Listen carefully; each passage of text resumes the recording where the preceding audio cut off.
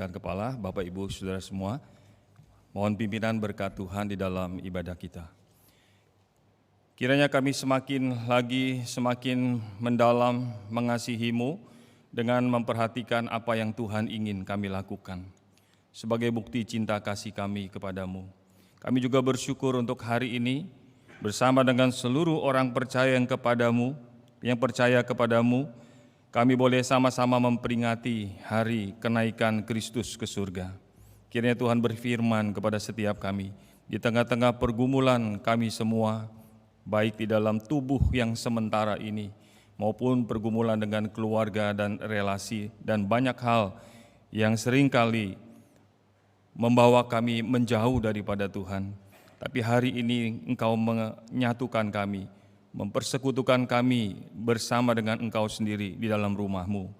Kiranya sesuai dengan janji Tuhan, Tuhan yang memberkati anak-anak-Mu, baik yang di tempat ini maupun yang karena satu dan lain hal tidak bisa hadir, yang ada di rumah masing-masing. Tuhan juga menopang mereka satu persatu. Demi Kristus kami berdoa dan mengucap syukur, berfirmanlah ya Tuhan. Amin. Silakan duduk Bapak Ibu Saudara. Shalom, selamat pagi. Kita bersyukur kepada Tuhan karena hari ini di seluruh dunia orang-orang percaya memperingati hari kenaikan Kristus.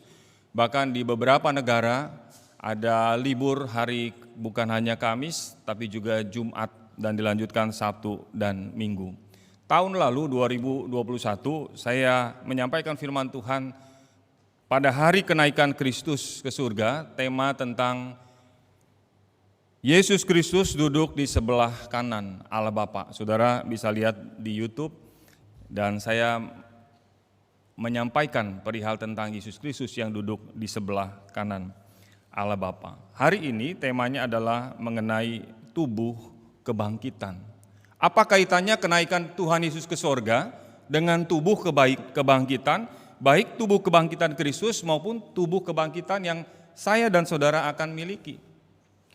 Saya mau awali ketika kemarin saya pergi ke dokter gigi. Gigi saya kurang dirawat dengan baik, jadi sering bolak-balik ke dokter gigi. Dan dokter gigi menasihatkan saya, Pak, tolong kasih tahu anak-anak, jangan hanya sikat gigi. Jangan hanya sikat gigi. Jadi sudah sikat gigi, tapi jangan hanya sikat gigi. Kenapa, Dok? Karena banyak kali orang merasa sudah sikat gigi, sudah bersih giginya. Tapi sebetulnya di dalam masih banyak kotoran. Nah itulah yang menyebabkan lubang, karies, dan banyak penyakit-penyakit gigi. Kalau saya ingat bagaimana waktu SD, SMP, SMA sampai hari ini, saya menyesal sekali kenapa tidak merawat gigi baik-baik. Sehingga gigi geraham saya ini sudah 1, 2, 3 yang lepas. Bukan lepas sendiri, tapi dilepaskan, dicabut dengan sakit sekali. Dan saya belum ketemu dokter yang tepat sehingga pada waktu itu saya juga nggak tahu karena memang kondisinya apakah memang sudah harus dicabut. Tapi intinya ketika saya kemarin pergi ke dokter gigi, dia katakan, coba Bapak pergi ronsen lagi. Jadi saya pergi lagi ronsen gigi karena jangan sampai dia bilang saya melakukan tambal gigi, lalu gigi yang saya tambal ini cuma sebentar, nanti buang-buang biaya gitu. Dokter ini baik, dia suruh saya ronsen. Apakah akar giginya masih kuat? Kalau akar gigi masih kuat, bisa dipertahankan, saya tidak akan gampang cabut-cabut gigi orang, dia bilang. Walaupun pasiennya minta dicabut. Jadi ke dokter gigi itu unik ya saudara. Saudara kalau pergi makan minta gratis, beli 1 gratis 1, suka nggak? Suka ya.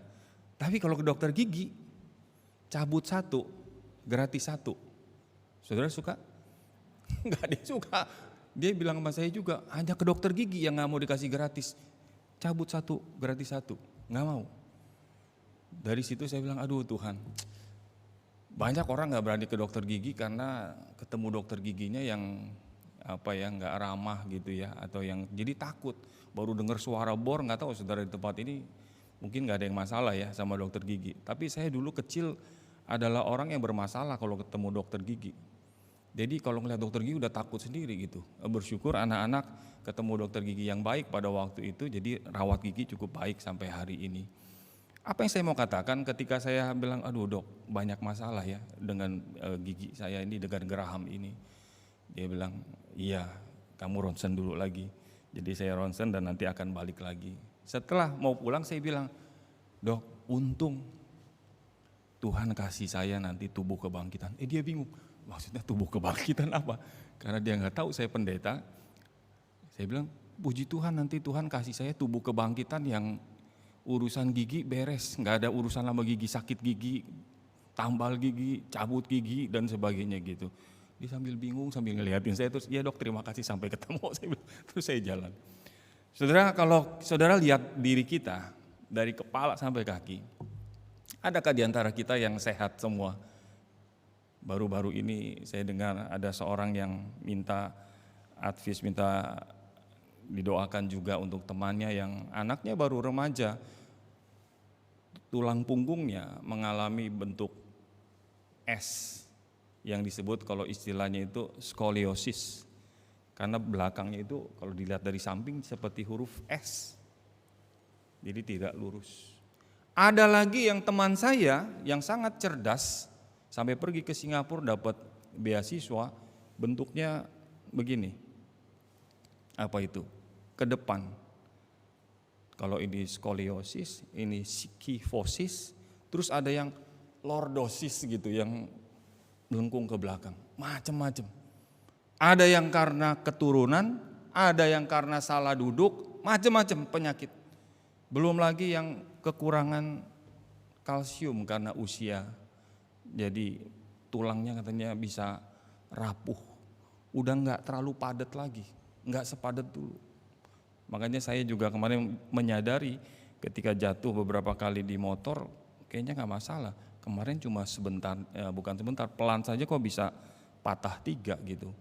Apa tulangnya udah mulai kurang kalsium, kurang padat.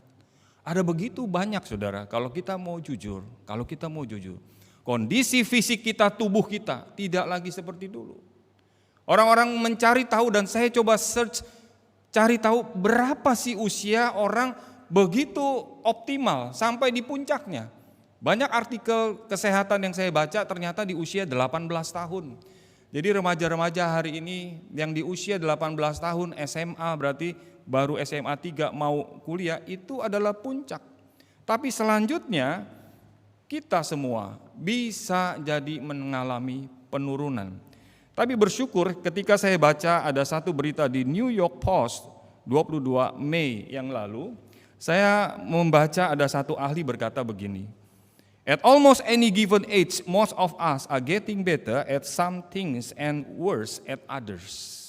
Jadi katakan dalam setiap jenjang usia berapapun, ini ahli yang mengatakan, manusia biasanya akan menjadi lebih baik dalam satu hal dan menjadi memburuk di hal yang lain. Enggak mungkin semuanya dalam kondisi yang semua oke, semua yang terbaik, dia bilang. There may not be an age where you are the best at everything. Tidak ada semuanya dalam keadaan yang terbaik. Jadi seberapapun usia saudara, seperti kalau saya ingat kemarin ada rapat, lalu kita bicara sampai berapa orang boleh menjabat di sinode sebagai ketua umum, sebagai sekretaris, sebagai anggota. Lalu ada yang mengusulkan, udah 65 aja. Lewat 65 tahun tubuhnya sudah tidak bagus lagi, otaknya sudah tidak bagus menurut beberapa orang. Tapi ada seorang bilang begini, itu di Amerika katanya umur 70 itu otak makin cerdas. Jadi saudara-saudara yang usianya mulai 70 ini ada anggapan seperti itu. Dan saya ingat Joe Biden jadi presiden usia berapa saudara? 78. Lebih kaget lagi Perdana Menteri Malaysia yang sudah puluhan tahun menjabat, lalu sekarang mau mencalonkan diri lagi tahun 2023. PM Mahathir Mohamad. Sekarang usianya berapa saudara? 96 sekarang. 96 tahun, 2023 masih mau kalau ada dukungan yang cukup untuk jadi Perdana Menteri Malaysia. benar apa yang dikatakan oleh research dari New York Post ini. Dalam setiap usia kita ada kelebihan, ada kekurangan. Enggak mungkin semuanya oke semua. Walaupun secara statistik sampai 18 tahun manusia mencapai klimaks pertumbuhannya secara maksimal. Ketika saya renungkan bagian ini terkait dengan khotbah hari ini, tubuh kebangkitan, apa yang kita bisa pikirkan, yang kita bisa renungkan melalui hari kenaikan Yesus Kristus. Tadi kita sudah baca, ketika dia naik ke surga, semua orang menatap ke langit dan murid-murid terheran-heran. Yesus Kristus bisa naik dengan tubuh yang sama yang dia lihat. Bahkan setelah kematiannya, tubuh apa ini? Ternyata itulah tubuh kebangkitan. Tubuh kebangkitan. Ketika Yesus belum mati dan belum bangkit, dia membatasi dirinya. Dia mengosongkan dirinya, istilah Filipi pasal 2, membatasi dirinya. Yang adalah Allah, dia tahu kapan waktunya. Saudara, kalau saya renungkan tema ini dan mempersiapkan bagian ini untuk kita bisa renungkan, hati saya begitu banyak terhibur. Saya harap saudara juga terhibur di dalam kondisi kita masing-masing. Ada yang punya kelemahan di bagian kaki, ada yang di lutut, ada yang di tulang punggung, ada yang di leher, ada macam-macam. Ada tadi yang masalah gigi yang enggak selesai-selesai. Kalau boleh ganti semua aja sama yang baru. Ya kan, pasang aja di implan semua, tapi implan mahal, satu implan bisa 20 juta. Mahal sekali. Pasang aja gigi palsu semua. Tapi juga enggak enak, megangnya ke geraham, banyak masalah. Saudara, masing-masing kita ketika merindukan Tuhan, kalau saya lihat tubuh saya yang sementara ini, kayaknya nggak bisa nyampe 90-an nih. Kayaknya nggak sampai 80-an. Sepertinya nggak sampai 70-an. Atau kita seperti PM Malaysia tadi, puji Tuhan, umur 96 tetap bisa sehat. Banyak orang tanya kepada Perdana Menteri ini, rahasianya apa sih Pak? Kalau saya baca artikelnya, dia katakan rahasianya sederhana. Satu, jangan merokok. Kedua, jangan minum alkohol. Lalu ketiga, kalau makan jangan sampai kekenyangan. Saya kaget, kok begitu ya? Karena kalau kekenyangan dia bilang nanti neken ke jantung. Ini menurut PM Malaysia tadi, nanti jantung kita terganggu. Cukup.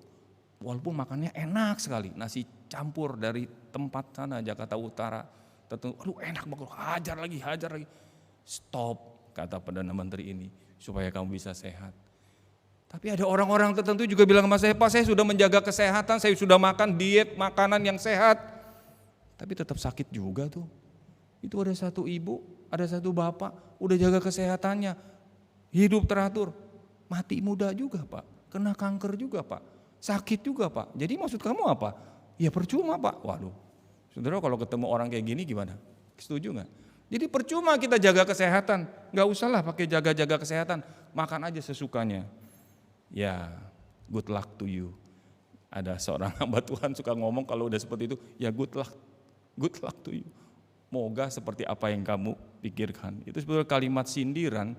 Walaupun sepertinya good luck, semoga berhasil, tapi sebuah sindiran, good luck to you. Kalau kamu punya prinsip seperti itu, orang yang sudah menjaga kesehatan makanan baik saja, tubuhnya bisa mengalami penurunan. Apalagi kalau makan atau hidup sembarangan. Adalah tugas saudara, adalah tugas saya, menjaga kesehatan, tetap beraktivitas, tetap menjaga karena tubuh kita ini bait Allah. Tapi sehebat-hebatnya, semampu-mampunya saudara dan saya menjaga itu semua, kita pun tidak akan pernah dapat mencapai sebuah kondisi yang serba baik semuanya. Enggak mungkin. Maka kita realistis dengan tubuh yang sementara ini, melihat tubuh kebangkitan, dan Yesus Kristus sudah menjadi contoh. Di bagian pertama saya mau ajak saudara melihat di dalam ayat 20. Pasal 15 ayat 20 dari 1 Korintus. Bagian ini saya ambil dari 1 Korintus 15, di mana Paulus memberikan satu gambaran bagaimana dia mengatakan satu kalimat. Saya mau mundur satu slide. Seorang teolog Herman Ridderbos mengatakan begini, ada satu buku yang menulis pemikiran daripada Paulus yang ditulis oleh seorang Herman Ridderbos, ahli kitab khususnya Perjanjian Baru. Kebangkitan orang mati dan pembaruan tubuh merupakan bagian apa? Inti dari berita Injil Rasul Paulus. Dia tulis 13 surat yang menjadi 13 kitab dalam Perjanjian Baru. Dia tuliskan bagian kebangkitan orang mati dan pembaruan tubuh. Jadi kalau saudara mendengar tentang tubuh kebangkitan, inilah tubuh yang akan diberikan kepada saudara dan saya, yang memperingati hari kenaikan Yesus Kristus, yang begitu menghiburkan. Maka kemarin kepada dokter gigi itu, ketika saya bergumul dengan begitu banyak masalah di gigi saya bilang, puji Tuhan dok, Tuhan sudah kasih tubuh kebangkitan. Dia bingung sendiri, maksudnya apa? Termasuk ini bagian gigi. Ada orang yang sampai meninggal giginya masih bagus-bagus, tapi orang baru 30-40 giginya sudah berantakan. Termasuk saya juga berantakan ini. Mari saudara, bagian pertama kita mau memperhatikan, seperti Paulus ingatkan, perhatikanlah tubuh yang akan diperbaharui. Supaya kita jadi orang Kristen tetap bersukacita di dalam Tuhan. Walaupun tubuh kita, Paulus bilang, mengalami penurunan, tapi kehidupan manusia batiniahku dikuatkan dari hari ke hari. Di dalam bagian pertama, saya ajak saudara membaca ayat 20. Tetapi yang benar, 1, 2, 3. Tetapi yang benar ialah bahwa Kristus telah dibangkitkan dari antara orang mati, sebagai yang sulung dari orang-orang yang telah meninggal. Tetapi tiap-tiap orang menurut urutannya. Kristus sebagai buah sulung, sesudah itu mereka yang menjadi miliknya. Pada waktu kapan? Kedatangannya. Pada waktu kedatangannya. Saudara dan saya menurut 1 Korintus 15 ayat 20 akan memiliki tubuh seperti Kristus. Tubuh seperti Kristus. Maka Yesus Kristus menjadi buah sulung. Maka tubuh kebangkitan yang saudara dan saya akan terima bersifat kristologis, artinya bersifat apa? Seperti Kristus. Karena dialah yang mati lalu bangkit dan tidak mati lagi. Di dalam Perjanjian Lama ada orang yang dibangkitkan dari kematian tapi mati lagi. Dalam Perjanjian Baru ada seorang pemuda di Nain, ada Lazarus yang mati lalu dibangkitkan lalu mati lagi. Itu bukan tubuh kebangkitan yang Tuhan maksudkan. Tapi ketika kita melihat, tetapi yang benar ialah Kristus telah dibangkitkan dari antara orang mati sebagai yang sulung dari orang-orang yang meninggal. Maksudnya apa? Maksudnya adalah ketika saudara menjadi ciptaan yang baru, menjadi orang percaya, maka ketika satu hari kita mati, maka Tuhan sudah menyiapkan tubuh kebangkitan. Makanya di dalam Filipi pasal 3 ayat 21 dikatakan, yang akan mengubah tubuh kita bagaimana? Yang hina ini. Yang hina ini. Sehingga serupa dengan tubuhnya yang mulia menurut kuasanya yang dapat menaklukkan segala sesuatu kepada dirinya. Kalau saya memperhatikan 1 Korintus 15 dan saudara baca baik-baik 1 Korintus 15, khususnya bagian kebangkitan tubuh, maka Paulus memberikan satu penjelasan. Kita memang berasal dari manusia pertama, yaitu Adam. Maka ketika berasal dari Adam, Adam mati. Maka karena saudara dan saya keturunan Adam yang pertama, maka kita satu hari tubuh ini bisa berhenti, meninggal, kita harus mati. Tapi kita bersyukur, kita yang sudah dilahirbarukan, kita juga memiliki keturunan dari Adam yang kedua. Adam kedua itu siapa? Alkitab berkata, itulah Yesus Kristus. Yang bukan berasal dari debu dan tanah. Yesus Kristus bukan berasal dari debu dan tanah, tapi dia adalah Allah. Maka saudara dan saya ketika kita dilahirbarukan, kita memiliki benih bukan hanya dari Adam yang satu hari secara manusia kamu pasti mati, tapi kita akan memiliki tubuh kebangkitan seperti Kristus yang sulung. Yang sulung itu artinya yang pertama-tama, tidak ada yang lain kecuali dia. Saudara berbahagia nggak hari ini? Ketika kita mengingat kenaikan Yesus Kristus. Tadi Pak Tatang katakan dia naik ke surga. Yohanes berkata dia menyediakan tempat, rumah bagi saudara dan saya. Bukan hanya itu saja. Dia menyiapkan rumah dalam pengertian apa? Tubuh kebangkitan. Ini bagian pertama yang kita ketika merenungkan ini, Tuhan terima kasih. Engkau naik ke surga dengan tubuh kebangkitan. Supaya satu hari aku pun memiliki bukan tubuh yang sementara ini. Yang bisa lemah, yang bisa capek. Dulu ada orang bisa kerja begitu lama tetap aja. Saya waktu ikut kuliah, ketika kuliah 3 tahun 4 tahun terakhir itu gak ada rasa ngantuk. Teman saya bilang nih kuliah kok ngangguk-ngangguk melulu, ngangguk-ngangguk ngerti apa ngangguk-ngangguk lagi ngantuk. Saya suka iseng, saya bawa kacang. Tuh kacang, makanin kacang itu, atom, ntar kacang apa aja lah pokoknya yang bisa ambil. Dia sambil makan, karena usianya seusia saya. Sambil makan bisa sambil tidur, saudara. Bingung ya, sambil makan.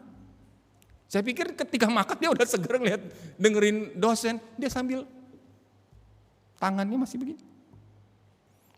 Terus saya bilang, aduh puji Tuhan, saya masih semangat enggak mengantuk. Setelah lulus, saya ikut 1 minggu, enggak 1 minggu, Senin sampai Jumat, kelas intensif. Setelah lulus, setelah selesai, tiba-tiba hari pertama, hari kedua, belum sampai jam 12, saya tiba-tiba, loh kok bisa begini? Kayaknya waktu 3 tahun, 4 tahun yang lalu saya kuliah enggak ada masalah. Masalahnya di mana, saudara? Saya mulai menyadari, oh ada perubahan dalam tubuh. Ada perubahan dalam semangat. Target apa? Targetnya udah selesai. Maka seluruh tubuh kita dipengaruhi oleh sebuah sasaran. Saya jadi makin berpikir, benar. Ada waktu di mana saudara dan saya bisa boleh mencapai satu kondisi tubuh kita begitu baik. Tapi ada satu kondisi juga bisa menurun. Up and down. Up and down. Itulah ketika saya renungkan, Tuhan terima kasih. Tuhan Yesus Kristus naik ke surga, menyediakan tubuh kebangkitan. Maka saudara dan saya akan menjadi serupa. Ayat 21 Filipi dengan apa? Dengan tubuhnya yang mulia. Amin saudara. Mau punya tubuh kebangkitan, saudara yang mungkin sekarang banyak masalah dengan tubuh.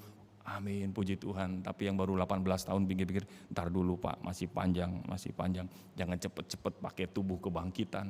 Kalau kita udah mulai banyak masalah, pengen cepet-cepet ganti ini tubuh, pengen cepet-cepet tuker dengan tubuh kebangkitan. Sabar saudara. Selama kita tinggal dalam dunia ini, tetaplah tinggal di dalam Yesus Kristus. Tadi pujian yang terakhir, makin dalam, makin dekat, makin mengasihi Tuhan dengan memperhatikan apa yang Tuhan mau supaya saya lakukan dalam hidup ini. Ada banyak kelemahan, tapi Tuhan berjanji, Dia yang sulung, engkau akan memiliki tubuh yang serupa dengan tubuh Kristus, yaitu tubuh kebangkitan. Itu sebabnya kita harus bersabar.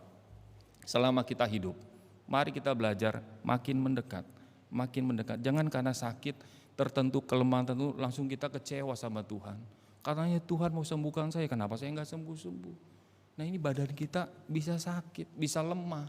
Karena memang bagian yang kedua, tubuh kita ini tidak bisa dibandingkan dengan tubuh yang akan datang, yang penuh dengan kekuatan, bukan kelemahan.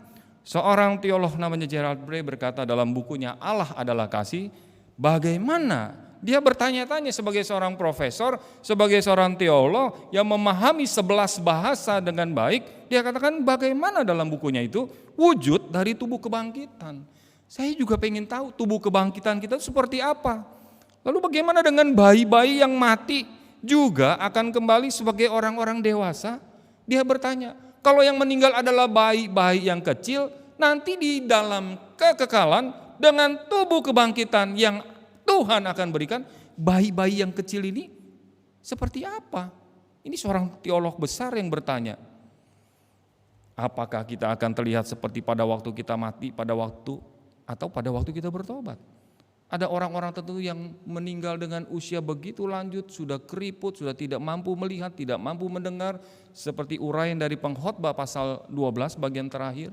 Udah begitu menurun semuanya.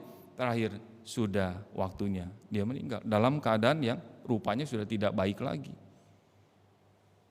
Tapi ada juga orang yang meninggal dalam keadaan yang masih muda.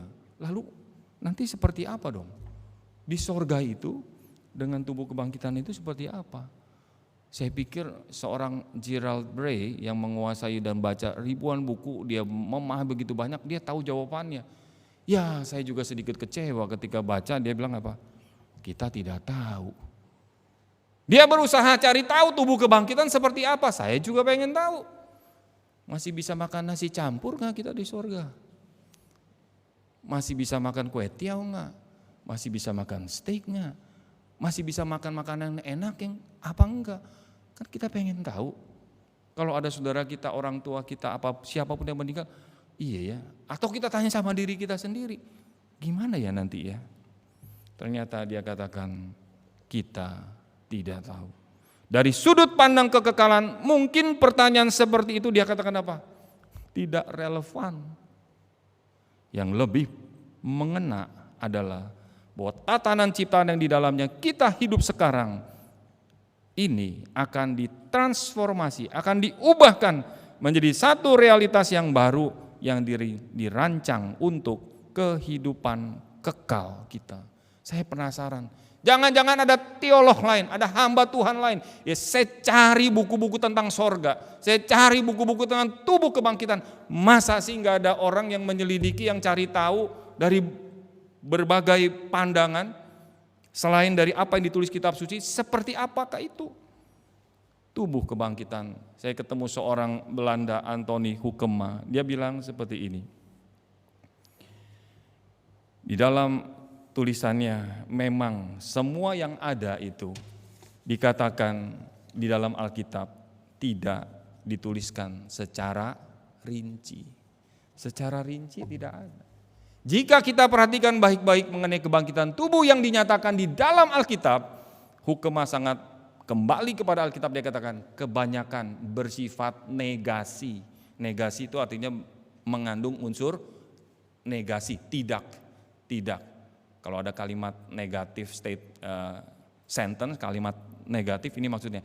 Di Alkitab ketika bicara tentang tubuh kebangkitan yang akan datang, yang saudara dan saya akan pakai, bicara dalam kalimat negasi, kalimat yang mengandung unsur tidak.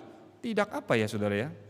Coba saudara perhatikan, unsur tidak itu tidak apa? Satu, tidak lagi binasa. Kedua apa? Tidak lagi lemah. Dan tidak lagi hina. Tidak lagi apa? Tidak lagi mengalami kematian. Apalagi tidak ada lagi air mata, ratapan, tangis, atau kesedihan. Saudara nanti boleh baca 1 Korintus 15 ayat 42 sampai 44 dan Wahyu pasal 21 ayat 4. Itulah tubuh kebangkitan yang ditulis oleh Alkitab. Kita tidak lagi binasa. Kita tidak lagi lemah. Jadi kalau sekarang saudara, kok bisa ngantuk ya? Kok bisa capek ya? Kok bisa lelah ya? Aku tiba-tiba ngantuk ya. Aku tiba-tiba kemarin ada satu pemuda nganterin papanya pergi ke rumah sakit Mitra di Kelapa Gading. Ketika pulang dia bilang, Pak Randy, saya lemah nih, saya lemes. Loh, kamu yang sakit papa atau kamu? Yang sakit papa, tapi habis anterin papa saya juga jadi lemah. Loh, capek, kurang tidur, urusin orang tua. Benar firman Tuhan ya. Enggak hanya yang usia lanjut, yang muda pun bisa menjadi lemah. Tapi tubuh kebangkitan itu tidak lagi lemah, tidak lagi hina. Apa yang paling hina saudara? Seorang berkata yang paling hina adalah ketika tubuh seseorang dimasukkan ke dalam peti, lalu dimasukkan ke dalam apa? Tanah, itu paling hina. Betul gak? Itu paling hina. Kenapa badan yang begini bagus, jadi model, jadi artis, jadi aktor, diagung-agungkan, wajahnya handsome, mukanya cantik, bodinya bagus, kok dimasukin ke tanah? Itulah artinya yang paling hina. Tidak lagi hina. Kalau saudara renungkan baik-baik firman Tuhan dari 1 Korintus 15-an, Wahyu pasal 21. Hati saudara, hati saya mengingat tubuh kebangkitan yang Tuhan akan berikan seperti Kristus. Kita terhibur gak saudara? Sangat terhibur. Sangat terhibur. Dan mendatangkan sukacita. Kita tidak gampang-gampang marah-marah komplain sama Tuhan. Katanya saya anak Tuhan, itu pendeta itu bilang kalau jadi anak Tuhan pilek pun gak bisa. Nah, ini ajaran ngawur saudara ya. Pilek juga gak bisa, kita akan sehat selamanya. Siapa bilang? Kita masih bisa lemah karena masih pakai tubuh yang ini. Tapi jangan cari penyakit sendiri yang mendatangkan kelemahan. Kita bertanggung jawab karena tubuh kita adalah bait Allah. Tuhan mau supaya saudara dan saya memuliakan Dia dengan tubuh yang Dia berikan. Itu sebabnya ada satu penghiburan lain di bagian 1 Korintus 2 ayat 9. Dikatakan apa? Mari kita baca sama-sama. Ini yang Alkitab katakan. Jadi ketika orang menyelidiki, termasuk saya cari tahu tubuh kebangkitan nanti seperti apa Tuhan. Paulus katakan kepada orang Kristen yang ada di Korintus di dalam pasal 2 ayat 9. 1, 2, 3. Apa yang tidak pernah dilihat mata dan tidak pernah didengar oleh telinga dan yang tidak pernah timbul dalam hati manusia, semua yang disediakan Allah untuk mereka yang mengasihi Dia. Saudara percaya Tuhan akan memberikan yang gak pernah terpikirkan, yang gak pernah dilihat oleh mata, yang gak pernah terdengar oleh telinga, bahkan yang tidak pernah timbul dalam hati manusia, semuanya itu disediakan Allah untuk mereka yang mengasihi Dia. Waktu saya renungkan bagian itu, tubuh kebangkitan seperti apa, ternyata Alkitab tulis tidak lagi lemah, tidak lagi hina, tidak lagi mengalami kelemahan-kelemahan, tapi Tuhan menyediakan segala sesuatu bagi mereka yang mengasihi Dia, melebihi pikiran kita, melebihi apa yang kita lihat, apa yang kita dengar, apa yang kita rasa. Jadi kalau pertanyaan-pertanyaan praktis yang saya juga gak bisa jawab ya, Pak nanti di sorga ada anjing gak Pak? Maksudnya apa? Saya suka main anjing Pak. Orang kalau makin tua kadang-kadang kan kurang ada teman main sama anjing, piara anjing. Nanti kira-kira ada bunga gak ya Pak ya? Ada bunga adenium gak? Ada bunga yang indah-indah gak? Ada rose, ada yang indah-indah bunga-bungaan gitu. Kalau saya baca bagian ini tafsiran segala sesuatu. Saudara kalau saudara punya anak, jangankan dia sudah lahir, belum lahir saja. Ini yang couple yang baru punya anak, kita yang sudah mengalami namanya anak, dia belum lahir kita udah pikirkan itu. Bagaimana ruangannya, bagaimana, semua kita pikiran apa yang dia perlukan. Kalau saya bandingkan cinta kita, orang tua, ayah, ibu terhadap seorang anak. Kita pikir, dia belum pikir, kita udah pikir. Anak belum kuliah, papanya udah repot sama mamanya. Mikirin nanti kalau kamu kuliah, nanti lulus SMA, uangnya sudah ada. Kok bisa? Papa mamanya udah nabung dari SD, dari SMP. Udah sisihkan uang itu. Belum sampai, anaknya baru SD udah pikir nanti kuliah di mana coba. Itu manusia. Jadi waktu saya pikirkan bagian itu, Tuhan, ampuni aku kalau aku begitu khawatir. Nanti tubuh kebangkitan seperti apa ya? Bisa gak ya Tuhan adakan menikmati? Waktu saya renungkan bagian ini, hati saya terhibur. Saudara terhibur? Apa yang saudara perlukan? Sebagai orang percaya dia sediakan. Dia lebih dari orang tua. Dia lebih dari kasih seorang bapak, seorang ibu. Kristus yang sulung akan memberikan tubuh kebangkitan persis seperti tubuh miliknya. Ditaburkan di dalam kebinasaan, di dalam ayat 42-44, dibangkitkan dalam ketidakbinasaan. Ditaburkan dalam kehinaan, dibangkitkan dalam kemuliaan. Ditaburkan dalam kelemahan, artinya kita ini masih dalam kondisi lemah dalam sementara. Dibangkitkan dalam kekuatan, ditaburkan dalam tubuh alamiah. Dibangkitkan, yang dibangkitkan adalah tubuh yang rohania. Saya ketika merenungkan bagian firman Tuhan tubuh kebangkitan ini buat saudara sama-sama kita dengar, saya sangat bersuka cita. Saya senang sekali. Saya bersuka cita, Tuhan terima kasih. Sambil mempersiapkan, sambil mengucap syukur, terima kasih Tuhan. Tubuh kebangkitan yang inilah yang dijanjikan oleh Tuhan yang akan aku pakai pada waktu aku terima tubuh yang mulia. Tubuh yang rohani. Bentuknya seperti apa? Saudara nggak perlu cari-cari tahu lagi. Karena Gerald Bray dan Anthony Hoekema sudah seorang teolog yang begitu sangat bertanggung jawab kembali kepada Alkitab. Sudah baca ribuan buku cari tahu. Nggak ada yang bisa membuktikan tubuh kebangkitannya seperti apa. Itu yang tadi saya uraikan intisari dari tubuh kebangkitan yang saudara dan saya akan pakai. Yang pasti adalah Paulus katakan seperti biji ketika ditanam di dalam tanah, biji itu akan mati, hancur, rusak. Lalu dari biji yang mati dimasukkan ke tanah, maka akan tumbuh, tunas, tumbuhan yang baru. Saudara pernah lihat tumbuhan muncul? Saya pernah beli biji seed, benih tomat cherry. Saya tanam di atas, masukin 1, 2, 3, 4, 5, 6, 10 gelas diisi tanah. Disiram hari 1, hari kedua, bijinya pecah, hilang, bijinya udah gak ada lagi. Kemana tuh? Udah keluar tunas, muncul 1 senti, 2 senti, 3 senti, terus tumbuh. Heran ya, Paulus memakai analogi persamaan tubuh kita ketika tadi dimasukkan dalam tanah atau dikremasi, maka Tuhan bagian yang terakhir sudah menyiapkan tubuh kebangkitan kita. Tapi bukan tubuh yang tiba-tiba saudara peroleh. Saudara kalau tanam pohon aja mesti sabar, betul?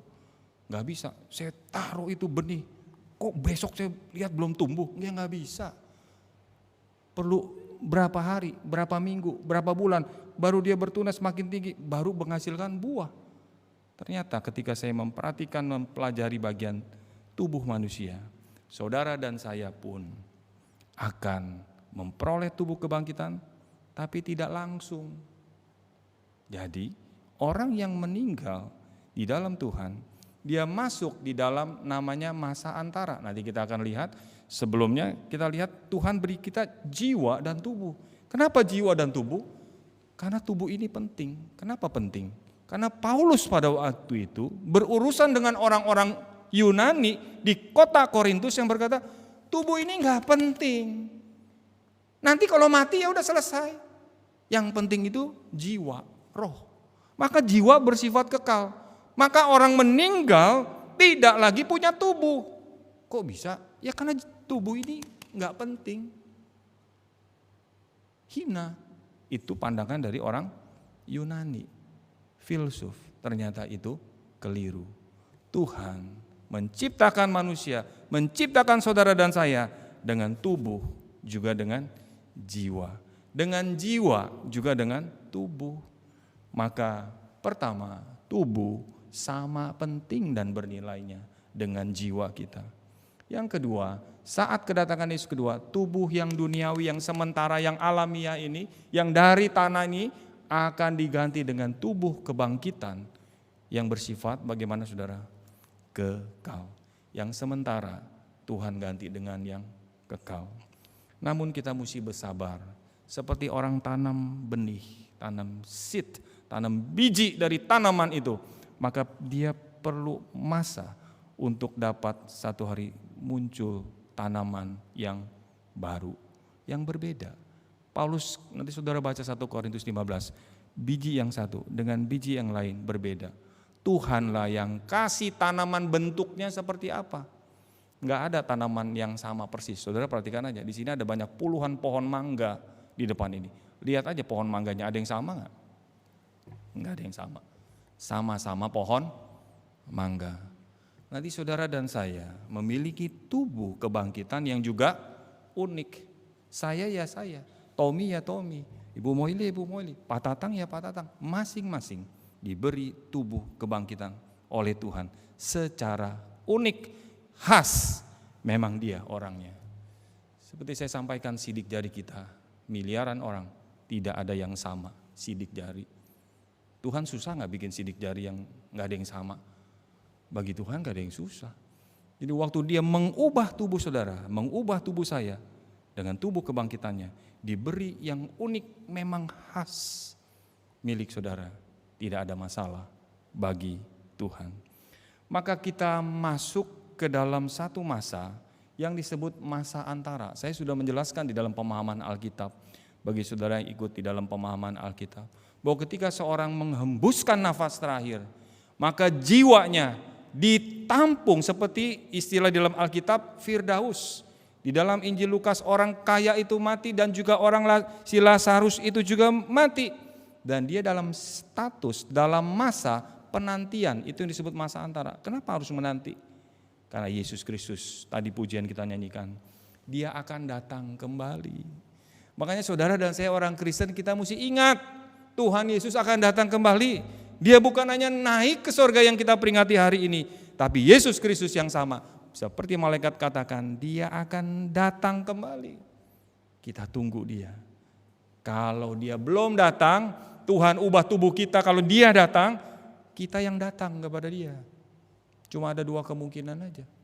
Maka saat seperti itu dikatakan, itulah masa di mana jiwa orang percaya yang sudah meninggal, yang sedang menantikan tubuh kemuliaan, yaitu tubuh kebangkitan, namun sudah di dalam Firdaus. Jadi saudara-saudara kita, orang tua kita, kekasih-kekasih kita yang sudah meninggal mendahului kita, sekarang dalam keadaan jiwa tanpa tubuh. Kok bisa Pak? Bisa. Alkitab katakan, tubuhnya belum Tuhan berikan. Itulah tubuh kebangkitan. Tapi jiwanya, dia sudah bersama dengan Allah. Dia sudah dihiburkan. Makanya Wahyu pasal 21 ayat 4, tidak lagi ada air mata. Tuhan akan menghibur, tidak lagi ada kesulitan, kesukaran yang dialami dalam dunia. Maka ketika saya merenungkan bagian ini, Tuhan, kalau saudara perhatikan baik-baik di Wahyu, orang-orang percaya menantikan kapan Tuhan engkau datang, kapan engkau datang kembali, datanglah ya Tuhan. Kitab Wahyu diakhiri dengan itu, datanglah ya Tuhan, datanglah ya Tuhan. Kenapa? Mereka rindu, jangan hanya jiwa, tapi juga ada tubuh kebangkitan. Inilah yang disebut sebagai masa antara. Namun saudara dan saya masih hidup dalam dunia, bukan? Kita baca 1 Korintus 6 ayat 20. Ketika kita masih hidup dalam dunia, dengan tubuh yang sementara, yang alamiah ini, bagaimana dengan hidup kita? Mari kita baca, 1, 2, 3. Sebab kamu telah dibeli, dan harganya telah lunas dibayar. Karena itu muliakanlah Allah dengan tubuhmu. Jadi jangan pakai sembarangan tubuh kita. Jangan bilang tubuh kita ini gak ada gunanya, sia-sia seperti ajaran Yunani, tidak kekal. Tuhan pakai tubuh ini, yang sementara ini. Dia diam di dalam tubuh kita. Oleh karena itu muliakanlah Allah dengan tubuhmu. Kalau kita mengerti saja konsep pemikiran prinsip seperti ini, kita tidak akan sembarangan hidup, makan, minum, segala sesuatu. Karena kita tahu Tuhan perintahkan, muliakanlah Allah dengan tubuhmu. Dan 1 Korintus 15 ayat 52, ada satu janji Tuhan ketika kita sudah baik-baik, pakai tubuh kita, rawat baik-baik, semampunya kita.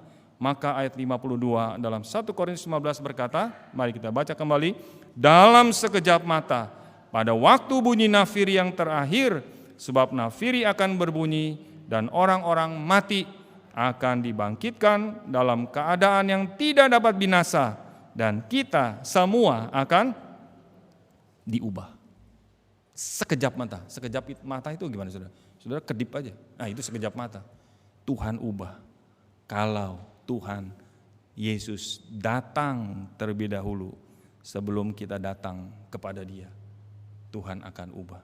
Tapi kalau kita yang datang terlebih dahulu, sabar. Masuk di dalam satu masa antara, jiwa kita dihiburkan, jiwa orang-orang yang meninggal di dalam Tuhan, seperti Paulus katakan dan sering kita baca dalam 1 Tesalonika pasal 4, sudah mendapat penghiburan, sudah dihiburkan.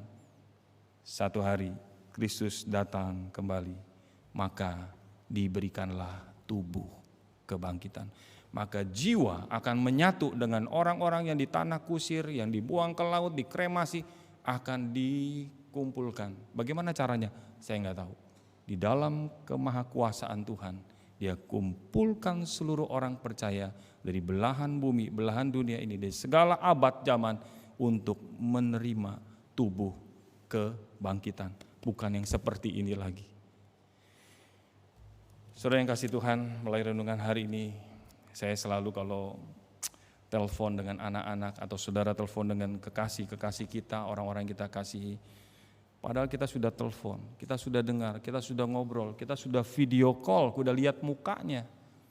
Tapi tetap kita mau gimana? Kapan kita bisa ketemu? Heran ya. Emangnya kemarin gak ketemu? Waktu aku telepon, waktu aku video call, ketemu sih ketemu lewat Zoom. Tapi ketemunya di layar handphone, di layar laptop. Aku ingin ketemu, meet you in person, muka dengan muka, face to face, pengen lihat langsung wujud fisik. Saya yakin manusia memang diciptakan seperti itu, dan Tuhan pun merencanakan saudara dan saya bukan hanya jiwa, tapi tubuh dan jiwa, jiwa dan tubuh menjadi kesatuan, dan kita akan memuliakan Tuhan. Amin saudara. Puji Tuhan, mari kita bangkit berdiri. Kita mengucap syukur kepada Tuhan lewat perenungan di hari kenaikan Yesus Kristus. Sekalipun kita ada kelemahan, sekalipun kita sudah berjuang, berusaha supaya tubuh kita yang sementara ini, yang alami ini masih ada kekurangan kelemahan, namun Tuhan tetap memimpin, memelihara, dan Dia memberikan penghiburan yang begitu besar. Tidak akan ada lagi kelemahan, tidak akan ada lagi yang hina. Semua akan digantikan dengan yang baru. Mari kita berdoa. Tuhan, kami sungguh bersyukur pagi hari ini. Ketika kami memperingati hari kenaikan-Mu ke surga, kami orang-orang percaya diberikan satu pengharapan yang indah, yang sejati, bukan yang palsu. Karena Engkau sendiri yang berjanji, dan Engkau sendiri sebagai buah sulung dari tubuh kebangkitan itu. Dan satu hari kami pun akan menikmati, akan memakai tubuh kebangkitan itu. Sehingga ketika kami masih tinggal di dalam dunia ini dengan segala pergumulan kami, apakah kesehatan kami, berbagai organ-organ tubuh yang mengalami kelemahan, ada yang masih remaja sudah ada kelemahan, ada juga yang berusia lanjut. Tuhan ingatkan kami, Engkau tetap menyertai kami, dan kami tetap bisa memuliakan Tuhan dengan tubuh yang sementara ini. Namun hari ini kami sungguh bersyukur dengan umat-Mu, Engkau menyiapkan tubuh kebangkitan bagi kami. Inilah seruan doa kami, biar Roh Kudus menolong kami, biar Roh Kudus mengajar kami, bagaimana kami tetap setia di dalam Engkau, menikmati kesementaraan, juga mengharapkan menikmati kekekalan kelak bersama dengan Engkau, dengan sukacita sejati. Demi Kristus kami berdoa dan mengucap syukur. Amin. Sampai